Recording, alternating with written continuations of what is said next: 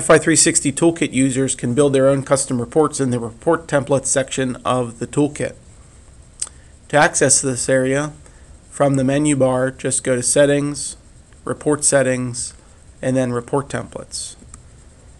You'll get to this page that we see here, and to create a new report template, click on the Create button on the right side of the page. From this pop-up, we can build our new report template. I'm going to give my template a name. Call it Quarterly Monitoring Report. And we'll give it a title as well. We'll just call it the Quarterly Report. This template name is an internal name that's going to be used to help you identify the report that you need. And this report title will be displayed on the cover page. The template type, the third option, is the most important one when you're building your report. There's two options, the General Client Report and the General Investment Report. The client report is only going to be available for client building, and the general investment report will be available anywhere in the toolkit. So let's start out with a client report. I can choose a layout, either portrait or landscape. I can choose a color scheme that I've built in the toolkit already, a logo that I've added to the toolkit, and a disclosure that I've already added to the toolkit. So I've already built those sections, and once I've built them in the report settings area of the toolkit, I can add them to my report template. A few other options I may want to add: the client name at the top of the report, FINRA required settings. This will help add a few sections that are required for FINRA, and page numbers. Once I click Create, I'll get to the Template Creator page. On the left side of the page are all my report options, all my section options. So I see there's quite a few of them. You can build a report out of virtually any section that you see in the toolkit. To start building our report, though, I'm going to start by selecting our first section, the cover page, for example. As I move it over, I'm clicking on the Add Section button to move it over to the right side of the page. Let's add another section, the Holding Summary section. If I click the Add section in the middle, that'll move it over to the right. So let's add one or two more sections.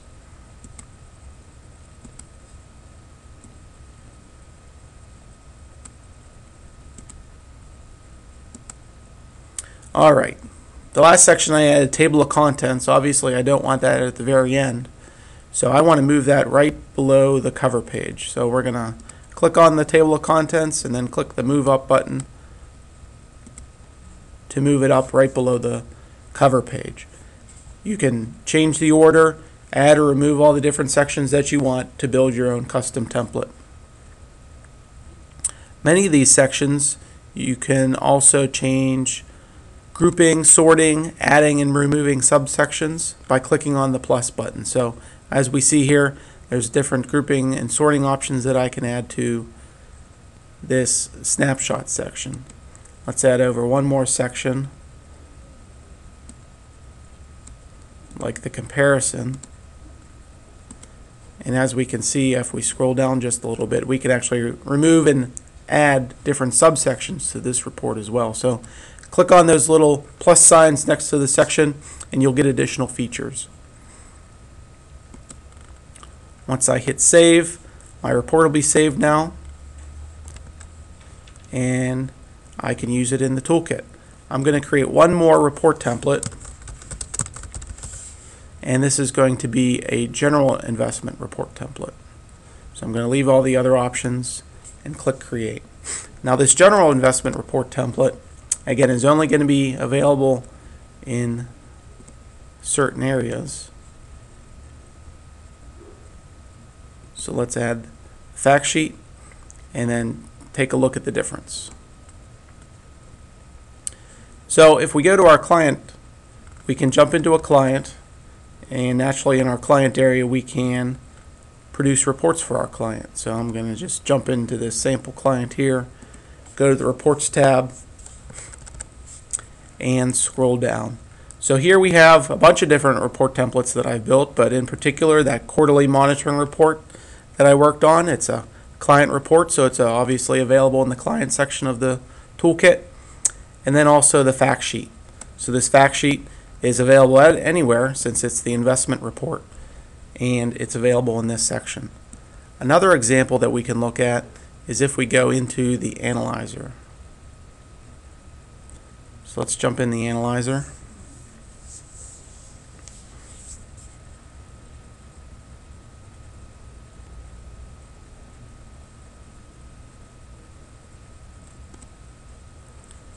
And select just a random option here.